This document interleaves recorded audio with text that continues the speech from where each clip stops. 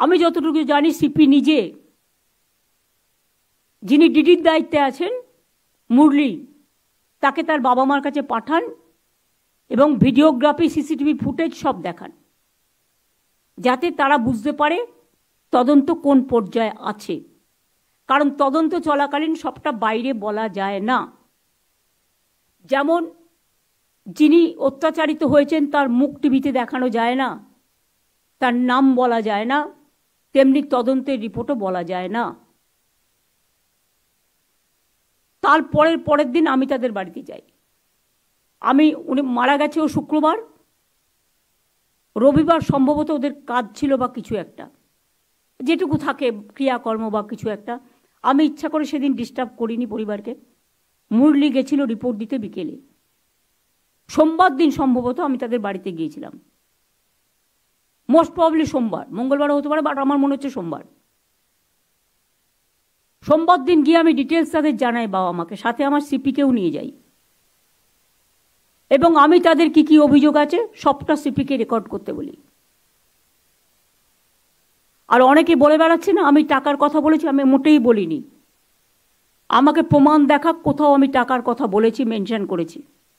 মিথ্যে কথা, কুৎসা, অপপ্রচার, চক্রান্ত।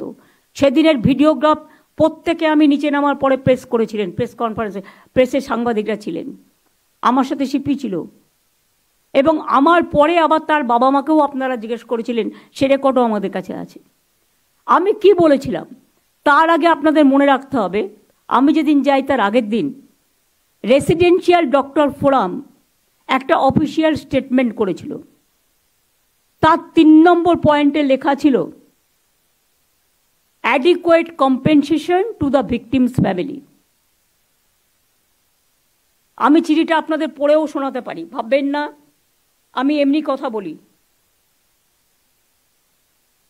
মনোজ, তোমাকে আমি চিঠিটা ফরওয়ার্ড করেছি, তুমি এটা পড়ে শোনাও তো কি লিখেছিল রেসিডেন্সিয়াল ডক্টরসদের, কি ডিমান্ড ছিল আমি যেদিন যাই তার আগের দিন। ম্যাডাম, এটা 11 তারিখের চিঠি আছে রেজিডেন্ট ডক্টরস অ্যাসোসিয়েশন তরফ থেকে, অফিসিয়াল স্টেটমেন্ট। এখানে ডিমান্ডস বাদ দিয়ে প্রথম ডিমান্ড হচ্ছে immediate judicial inquiry of the case and arrest of the culprits with proper evidence and capital punishment for the culprits.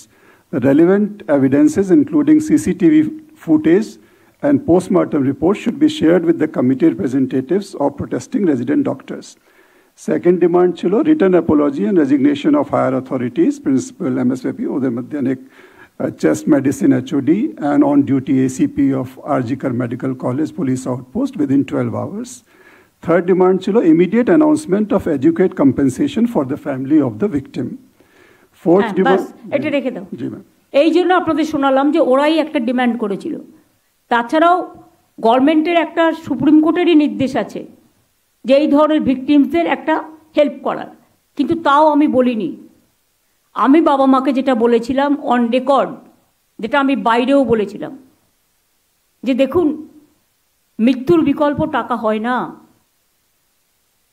আপনারা খুবই মর্মাহত, আমরাও মর্মাহত, কিন্তু যদি কোনোদিন মনে করেন আপনার মেয়ের স্মারক মেমারির জন্য কোনো ভালো কাজ করবেন, আমাকে বলবেন, আমাদের গভর্নমেন্ট আপনার পাশে আছে, নাথিং এলস।